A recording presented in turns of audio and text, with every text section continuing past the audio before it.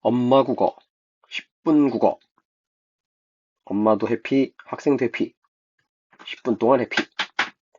2018학년도 수능 기출 한번 가봅시다. 2018학년도 무조건 오버슈팅이죠. 자, 이런 것들을 만났을 때 내가 어떻게 타이트하게 하여튼 지문에서 잡아낼 거 잡아내고, 그 다음에 보기 문제, A국, B국 이런 문제들을 만났을 때 쫄지 말고, 끄집어내가지고 먹을 것인가. 우리가 이런 유튜브 강의를 보는 이유가 뭐냐면 해설지 보면 다 나오잖아. 해설지를 쳐다보자 이게 아니라 고기를 낚는 방법 요놈을 배워보자. 매우 중요한 기출은 그거야. 고기 낚는 방법을 알려고 기출 보는 거지. 그냥 남들 보니까 나도 본다. 그냥 이런 게 있었구나. 이러면 안 돼. 자, 또 하나 경제에다 서 미리 좀 써놨는데 딴 거 예를 들어 뭐 기술 지문이거나 뭐 이런 것들은 어차피 뭔가를 뭐 지식을 쌓거나 미리 대비하거나 안 돼. 의미가 없다고. 그러나 그 국어 지문들 중에서 유일하게 경제는 어차피 내용이 많지 않아.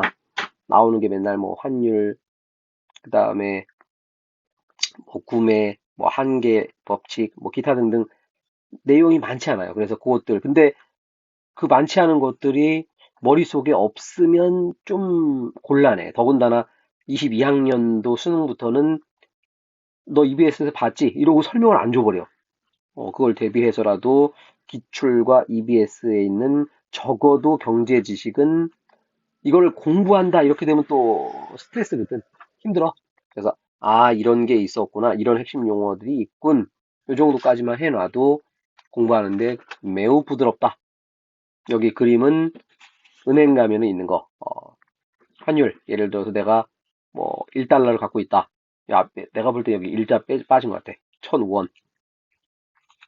1달러를 가져가면은 은행에서 1005원을 주는 거지.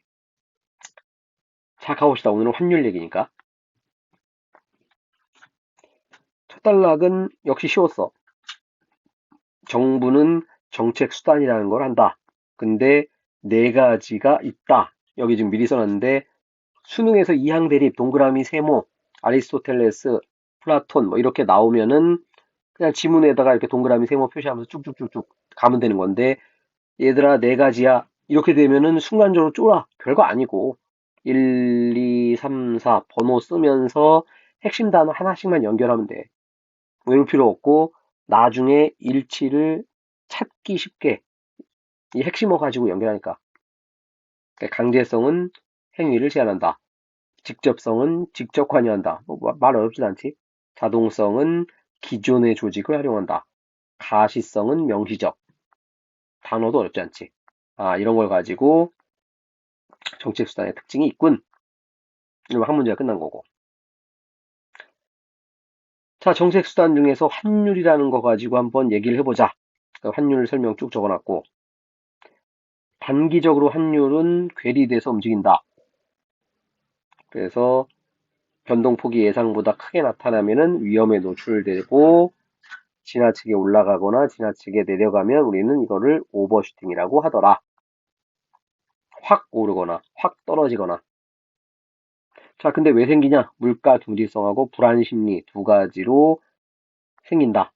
그럼 이 두 가지 설명하겠지. 다음 달라.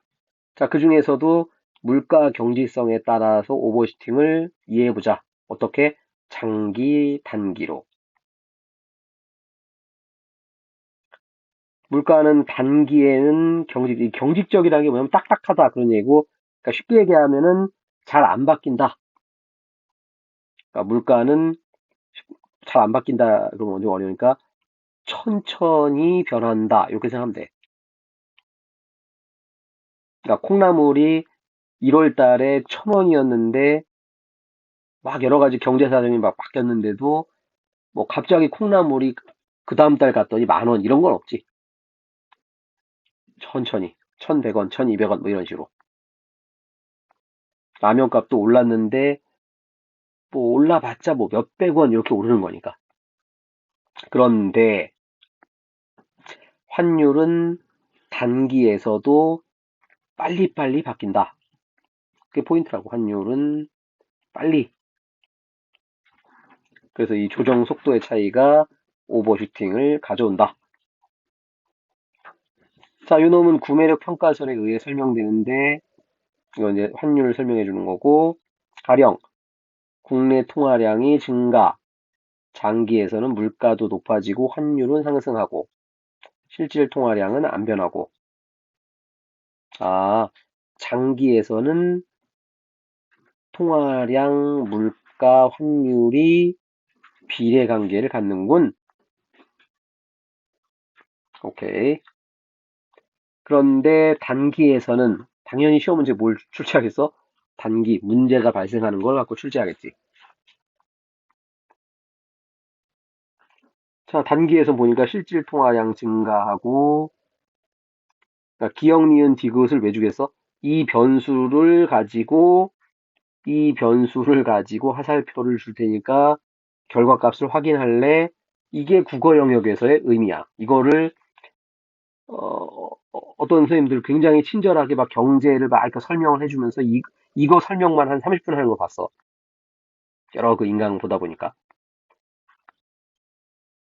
물론 나름의 의미는 있을 텐데 수능에서 과연 그게 의미가 있겠느냐.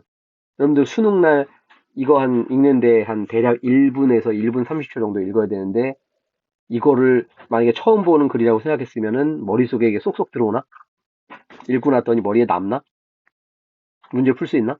그러니까 뒤에 오답률이 A국, B국이 오답률이 70%가 넘는 거라고. 어떻게 읽어야 돼? 국어 방식으로 읽어야 된다고. 자, 비례, 반비례 줬다. 결과값 줬다. 왜? 얘만 물어보려고. 중간에 있는 거 읽지 마라 그 얘기가 아니에요. 수능날 읽긴 읽는데, 음, 그냥 이렇게 받아들여야지. 아, 수익률이 하락을 했더니, 해외로 빠져나가가지고, 투자력이 위축되고, 이렇게 천천히 해버리면은, 그러면 시험 문제를 풀기가 매우 힘들어진다. 그래서 2학년도부터는 지문 길이를 확 줄였지. 이해하라고. 이게 트렌드가 바뀌었다고. 그래서 여러분들 기출은 기출로만 그냥 활용하는 거야. 그러니까 옛날 기출은 너네 이거 100% 이해하지 않아도 돼. 그냥 결과값만 확인하면 다 풀 수 있어. 이고 요즘 수능은 즉 23학년도 이후에 이제 수능은 어떻게 또 바뀔지 정권이 바뀌어서 어쨌든 23학년도는 안 바뀔 거니까 길이가 짧아지니까 대신 뭘 요구한다? 이해를 요구하는 거라고. 그래서 아까 선생님이 딴 거는 모르지만 경제는 그래도 살짝 좀 공부를 할 필요가 있다.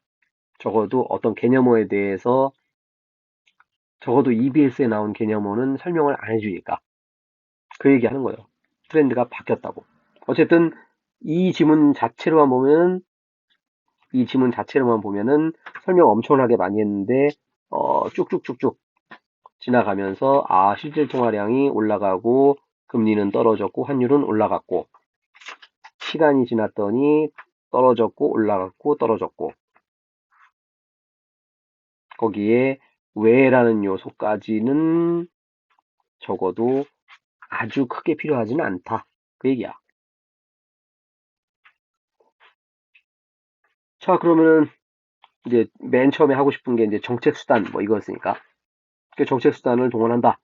강제성이 낮은 선생님이 지금 미리 적어놨는데 일부러 이런 거를 이제 저 앞쪽에다 해놨으면 좋은데 끝에다가 해놔가지고 미세라는 게 있는데 강제 2개, 직접 3개였어. 읽으면서 너 표시할 수 있니? 이거를 실전에서 잘 머리에 들어오면 그냥 윗줄 쭉쭉 긋고 가는 거고 만약에 안 되면 이렇게 2개, 이렇게 3개. 이게 지금 뒤에 문제를 쉽게 내서 그렇지 조금 어렵게 냈으면 이렇게 따로따로 물어봤을 거라고. 문제 갑시다. 적절하지 않은 것은 통화량이 증가하고 장기, 기억나지? 장기는 아까 뭐였어? 비례관계. 국내 통화량도 올라가고 환율도 아리가또. 맨 처음에 나오는 비례관계 가지고 장기 단기로 묻겠다라고 했으니까. 자, 장기 가지고는 자 문제 나왔고 자, 가를 바탕으로 정책 수단. 그래갖고 아까 사분류 확인할 수 있니? 묻는 거. 그래서 담당 부서에서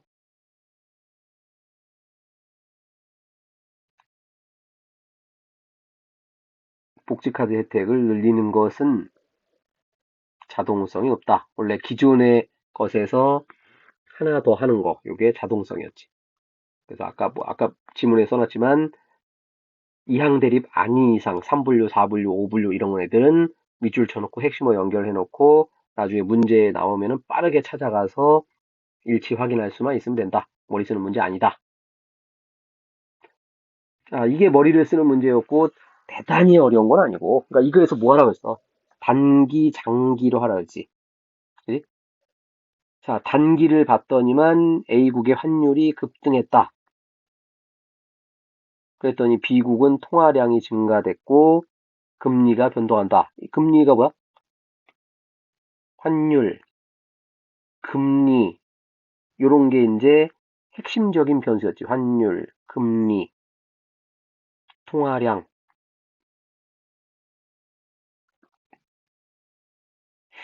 됐지? 그래서 아까 뭐라고 했어? 환율 올라갔고 통화량 올라갔고 금리는 떨어졌지. 아, B국의 금리가 떨어졌군. 자, 그럼 장기로 가면 어떻게 되는 거야? 얘네들이 금리가 떨어지면 사람들이 돈을 안 맡기지. 그럼 어디다 맡겨? 금리가 올라가는 A국으로 맡겨야지. 그럼 A국에 달러가 왕창 이제 들어가면 어떻게 된다고? 환율은 떨어지더라. 환율 떨어졌다는 얘기는 오버슈팅이 잠잠해졌다. 기껏해야 요 정도가 추론인 거라고. 대단히 어려운 문제 아니고. 그래서 이 프로세스 써놨고 보기를 읽으면서 변수에 집어넣는다. 아까 기억, 니은, 디귿 핵심어들. 그 다음에 선지를 그 다음에 사실 답을 찾아야 되니까 선지를 좁힌다. 뭐야? 이 글의 핵심적인 내용이 뭐였어? 오버슈팅. 여기도 지금 오버슈팅. 환율이 급등 오버슈팅 됐으니까. 그럼 당연히 오버슈팅 나와 있는 얘네들 4번, 5번은 어머 없네? 땡큐. 선생님 오버슈팅 없는 거가 그럴 리가 없다. 우린 지금 수능 기출 보고 있잖아. 수능 기출은 당연히 뭘 줄지 안다? 핵심어를 가지고 물어보는 게 그게 국어 영역이라고. 그래서 오버슈팅 3개 1, 2, 3번 답지 가지고 화살표 거꾸로 되는 거 찾으면 되는 거지. 자, A국에 오버슈팅 발생했지. 그랬더니 B국은 시장 금리가 어떻게 했지? 떨어졌지. 그럼 오버슈팅은 작아졌지. 끝. 정답 1번 끝. 그리고 오버슈팅은 불안심리. 아까 있었지. 자, 오버슈팅이 발생해도 환율이 장기에는 균형. 이건 화살표 문제도 아니지. 여기까지만 살펴보면 마무리. 요 프로세스를 연습을 해야 돼요. 이렇게 쉽게 자꾸 바꾸는 거를 기출해서 훈련해야지. 이거 가지고 해설이 A4 용지 한 장이야. 무의미하지 이런 것들은. 우리가 경제학 전공할 것도 아니고. 자, 그 다음에는 ABC 기억, 니은, 디귿 화살표 찾아봐라. 이건 당연히 지문 읽으면서 이미 끝났어야 될 문제. 그래서 올라갔다가 다시 원래대로 떨어지는 놈. 요게 실질 통화량. 떨어졌다가 올라가는 놈 금리. 올라갔다가 수렴하는 놈 환율. 땡큐. 자, 미세로 적절하지 않은 것은 그래서 이런 예기치 못한 뭐 이런 게 아니라 아까 핵심어 밑줄 쳐놨잖아. 아, 보험. 아, 세금 정책. 아, 지급 보증. 아, 정보 제공. 해외 자금 유출 유입을 또 이런 거 없는데. 끝. 마지막에 미세. 5가지를 정리해 놓은 사람들은 매우 쉬운 문제. 그리고 어휘 문제. 오버슈팅은 아마도 선생님 생각하기에 이렇게 쉽게 그 다음에 국어 방식으로 잘 정리해 놓은 유튜브는 많지 않을 거야. 특히 요즘 유튜브 보면은 학생들이 꽤 많이 하는데, 그지? 대학생들 이제 막 서울대 가고 막, 뭐 좋아요. 뭐 나쁘지 않은데, 어, 선생님 보기에는 살짝 좀 경험치가 좀 부족하지 않나. 그 친구들 하는 거 보면은 해설지를 좀 외워서 설명한다? 이런 느낌이 좀 커. 하여튼 여러분들이 잘 판단해가지고 실전에서 어떤 방법을 써야 내가 보다 정확하고 빠르게 잘 볼 것인가 고민해가지고 엄마 국어 좀 더 사랑해 주길 바랍니다. 구독, 좋아요, 엄마 국어.